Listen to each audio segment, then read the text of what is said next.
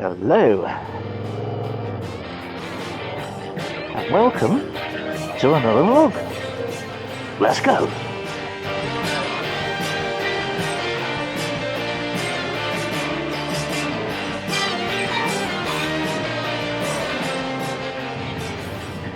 So today we're on the Daphne Du Maurier trail. Now, if you're old enough, you may be able to remember films like The Birds and Rebecca, staples of British cinema. The Birds, of course, filmed by Alfred Hitchcock. Now, this is a peculiar system, this is. It's like a complete round one-way, so you may think I'm going back on myself, but trust me, I'm not. Anyway, filmed by people like Alfred Hitchcock, very popular, and the author lived in this part of the world, so I'm just going to show you some of the places that have got a connection with Mrs. Du Maurier. She loved this area, and although St Austell itself has a rather moderate reputation, the area where we're going to is considerably further up the scale, as it were. So, but just to our right is Parr Holiday Camp and well-known bird pool, duck pond, whatever you call it, yeah, and a big holiday park, which of course provides income to the area. And of course it's still half term, so we've got some emmets here, which I myself probably am numbered amongst them by real Cornish people. Traffic in Cornwall flows slowly. So, Polmere, this is what this is. Not really a village, but there are lots of places like this in this area which don't really have much of a centre. There is a pub. Triumph Legend. Quality. Right. So,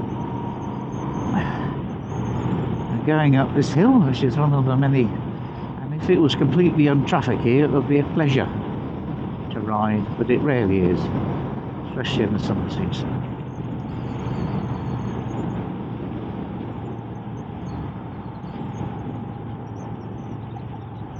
So our first destination we're heading for is a place called Polkerris, or rather that's the nearby village. The place we're actually heading to is Menabilly, which is where Mrs. Du Maurier lived for many years. It was her main home, a place she loved. It also features heavily in her stories. So, Polkerris Beach and Menabilly. Good restaurant down at Polkerris, quite a decent pub as well, and it gets busy in the tourist season like everywhere else in Cornwall. But we're not going into Polkerris today. We're going to take the alternative route now as well. Right. So, to our left and over there somewhere within those woods is Menabilly itself. You can just see some specimen trees. There's a really interesting beech tree just bent over by the wind and sculpted. This path and road goes down to a farm, which then leads on to a footpath which gets you down to Polridmouth Cove, or Pridmouth Cove. To the right is the Gribben Daymark, as it's called, spelt Gribbin. That is National Trust and open to the public on selected days in the summertime. Now, the thing about Menabilly is it's also probably better known as Manderley, the location for Mrs. Du Maurier's most famous story, Rebecca. And Polridmouth Cove, or Pridmouth Cove, is a key part of that because it forms the backdrop to the scene in which they go out in a boat. So that's really quite an important facet of the Du Maurier story and her links with Foy and Cornwall. Now, listen to that word Foy, tell you more about that soon. Now, we won't go all the way down because it's quite about half a mile at least to the cove, which is very pretty. And also the climb up to the Gribben is worth it, but pretty strenuous when you're wearing motorbike gear. But yeah, I highly recommend it. Pridmouth Cove, Menabilly, Manderley, and its surroundings. So I'm going to get back on the bike now and head back down to some other Du Maurier related places. Right, so that was Polridmouth, oh sorry, Menabily and Polridmouth, or Pridmouth as we call it down here. And unfortunately the camera seemed to cut out just as we arrived at our stop, so I don't know what was going on there, but I don't think you missed an awful lot. It's a place Polridmouth had as a setting for one of the scenes in Rebecca. Right, part 2. Now, beautiful light this afternoon for anybody like me who's into photography. It's just crisp and cutting across on fluffy clouds. Not much sign of any rain. A bit too bright for serious landscape photography, but at the same time it was very invigorating. Just gotta watch the loose debris and mud on these lanes. It can be anywhere really, because of the high hedges, often the sun doesn't get into them for long periods in the winter, because the ground is so saturated. Oh, those 2 trees over there, they'd make good subjects. Today is just a whistle-stop tour.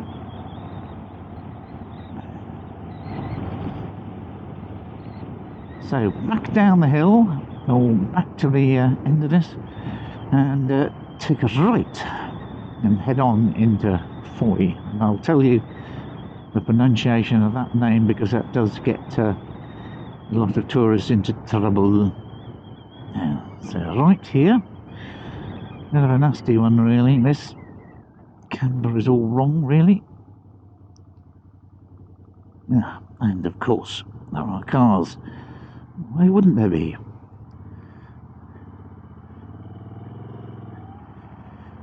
Right. Okay.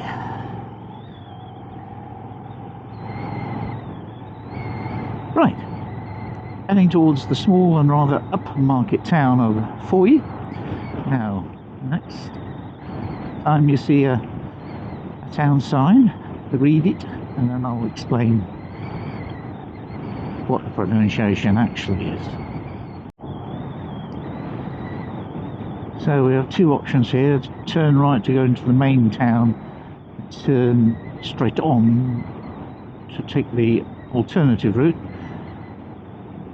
and I think that's the route we are going to take. So see another one of Mrs. Du Maurier's properties.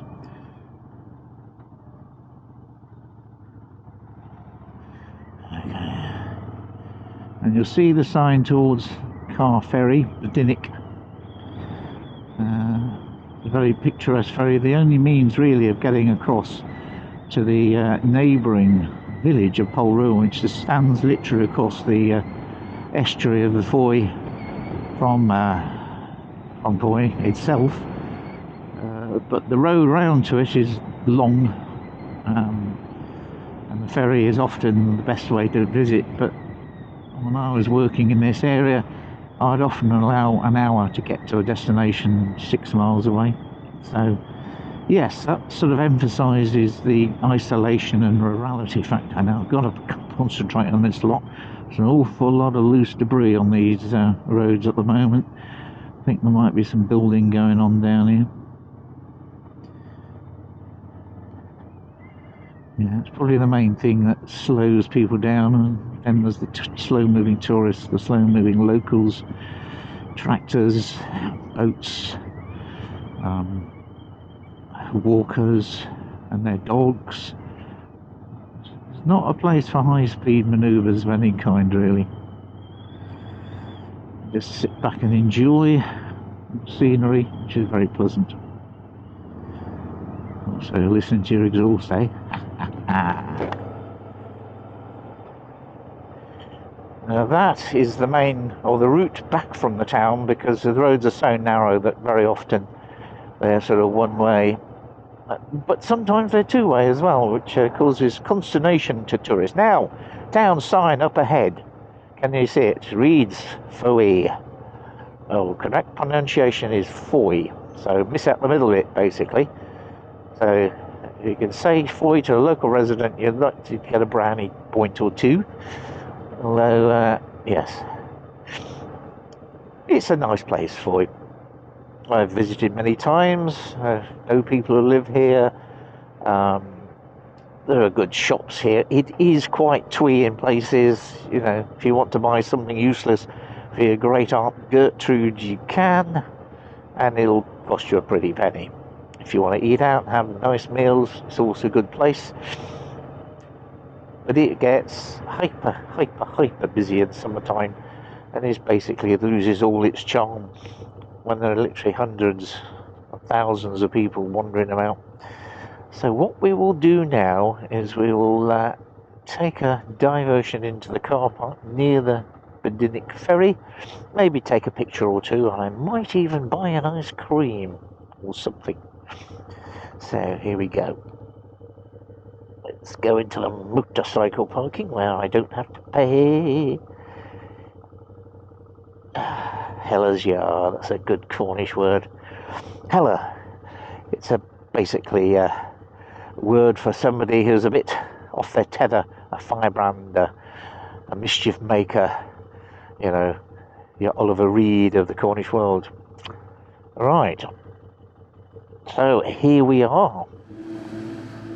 The ferry rapidly coming across the river to us now. This is the Foy River estuary. There's a port further up. It's the Bedinic ferry. So this part of it, this side is called Cuffer Mill, and the boat runs pretty much 365 days of the year up until the evening. And yeah, been across many times. Here we go. A couple of cars are waiting. It's not terribly busy today, but as you can imagine, this is the only route to civilization for the people who live across the river.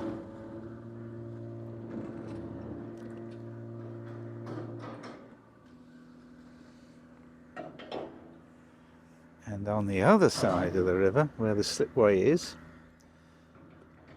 one of Daphne Du Maurier's other residences in this part of the world. That I don't think she lived there all that long. I'll flip up some details on screen if I can find them. But yes, a very scenic house, today worth many millions, as are many of the houses on the cliff top here. And that is one of the problems, is that the only people who can afford to live here are wealthy incomers, people who have perhaps retired or work in finance or things like that, which affords them the kind of income that means they can buy these properties. But locals mostly can't.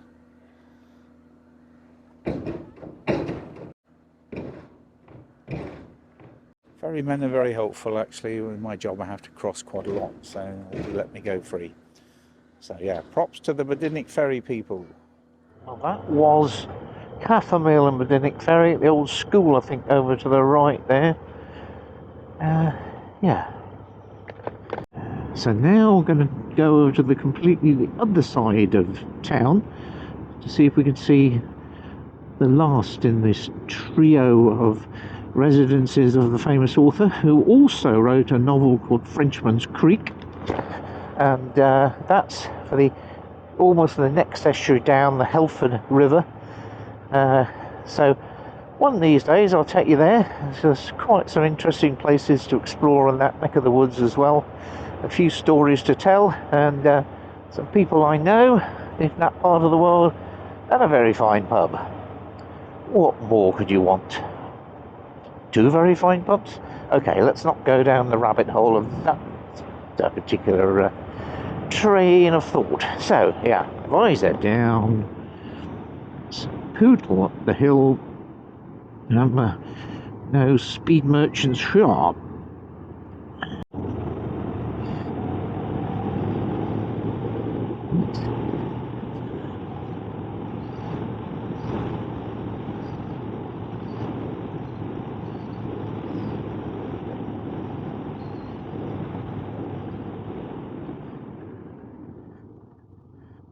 Another one of those awkward camber turnings, or sneaking in.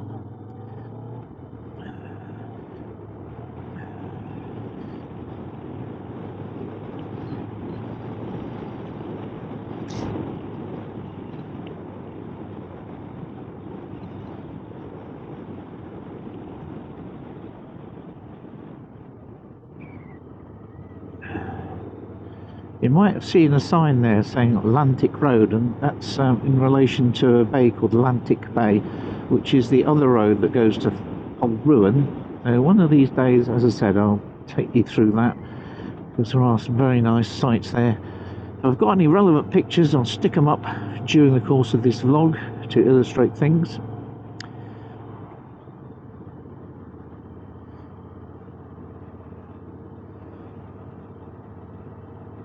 So Foy isn't all £1 million houses. These are a little bit more prosaic, so they're probably still worth a fair bit. Beautiful camellia there, marvellous. It's the season for them.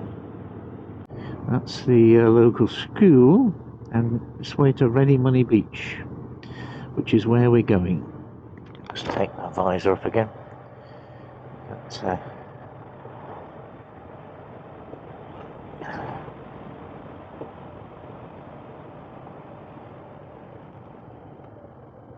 really not a good idea to go straight on here, but numerous tourists have come to either grief or certainly a lot of aggro.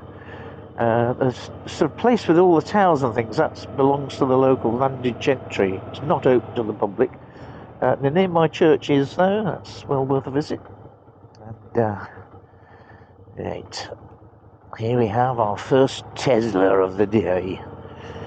Total Tesla count 1 GTC. Yes, it is a bit of a haunt of Tesla owners. Let's look at that. I'll do the same, why not?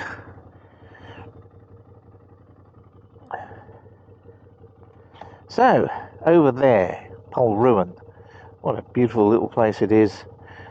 Great walks from there as well.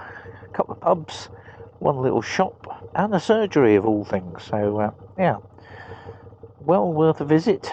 And I shall be doing so directly, as we say in Cornwall, but not today. Now, should be coming to the other car park, the Ready Money one. It was near here that Dawn French used to live, but I think she's now sold up and moved to somewhere slightly smaller. So we're now at Ready Money Cove.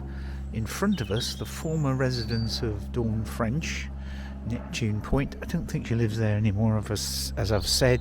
I think she's moved to somewhere not quite so public. We're going to walk down the hill just to the cove, and I'll point out the other Du Maurier residence. Right, here we are at Ready Money Cove. Tides it in, as you can probably see.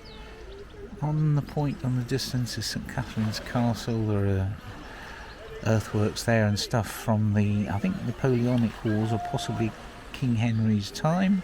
There's a man out there, I think, fishing, maybe, possibly. There's a few seagulls and people walking dogs, scaring off the seagulls. This is where you'd stop and have your ice cream and coffee. I'm not sure if the coffee shop's open today. It's a bit early in the season. But we're going to walk down here just a little way to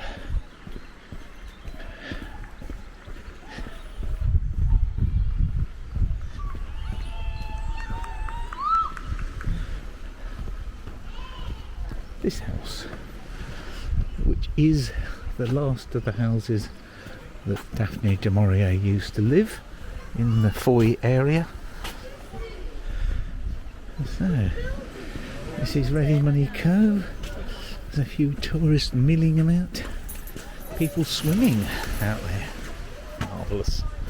And yes, the little cafe and shop is open. You can get yourself various refreshments. And I think there may even be a defib here.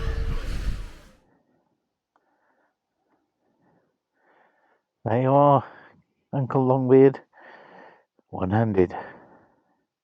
No rehearsals, no cuts, no jiggery-pokery, it's just how it is.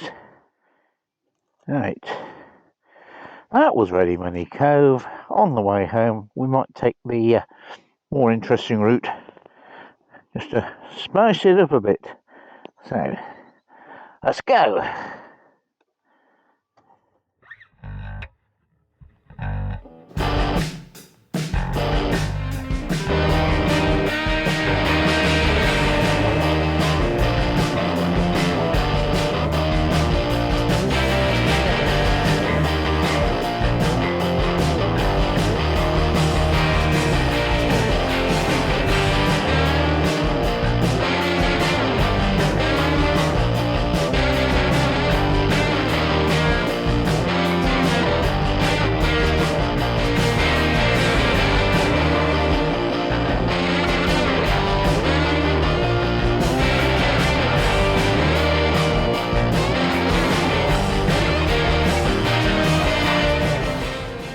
lots of dogs there, Mr. All-Year Motorcyclist. And another one. You know that thing where people start looking like their dogs? There was one woman whose hair started looking like her coat.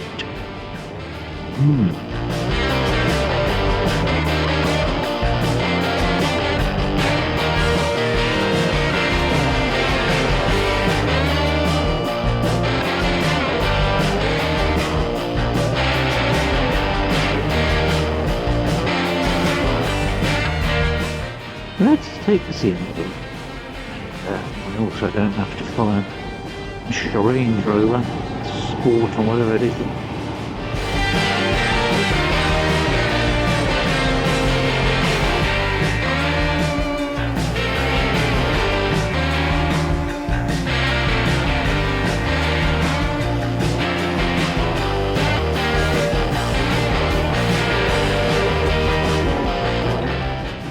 You know what I mean about loose stuff on the apexes and bends? You really can't think too quickly unless you know exactly what's there. See ahead for a bit now.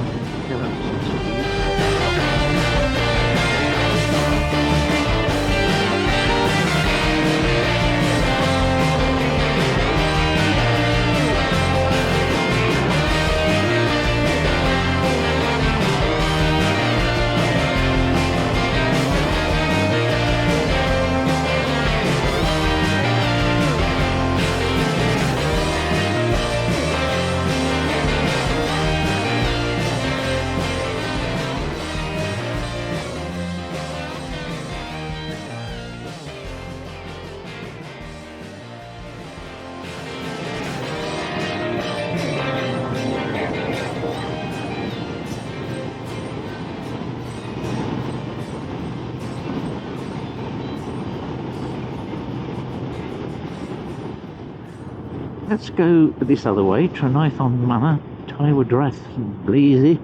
Is it Blazy? And Snozzle. I think we're due to go to Tranaithon Manor for some function or other. I don't know what it is. Yes.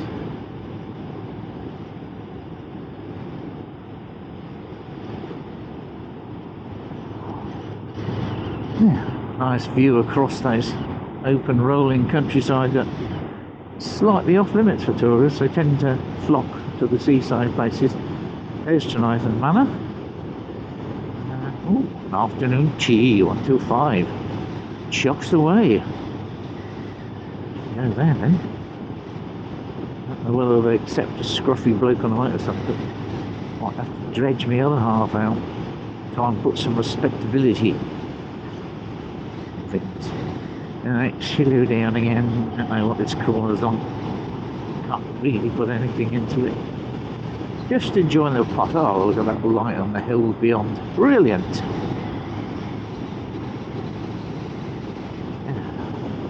Yeah. Decently wide road for Cornwall, really. Surface is a bit washboardy now. As you can see, there's plenty of stuff which with a bit of light coating of water will start making things sticky and uncomfortable. Here we are, Tywardreth.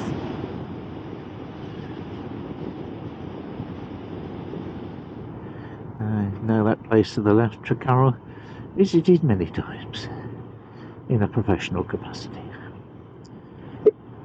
Yeah. So I haven't added much of a loop actually. Just pottering down this hill. Oh, nice pretty house, blue and white.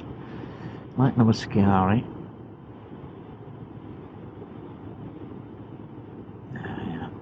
Down the hill at Tywardreth. Interesting village this. There's a church, there's a Methodist church.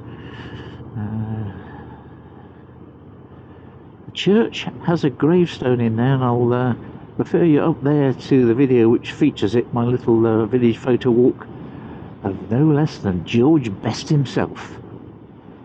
Well, spoiler alert, it's a George Best. Right, on the way back now, so I think we'll finish this here. It's all dull and boring from here on inwards. So, this has been an exploring Cornwall vlog. I've been Captain Clumsy. You've been my audience. Thanks for watching.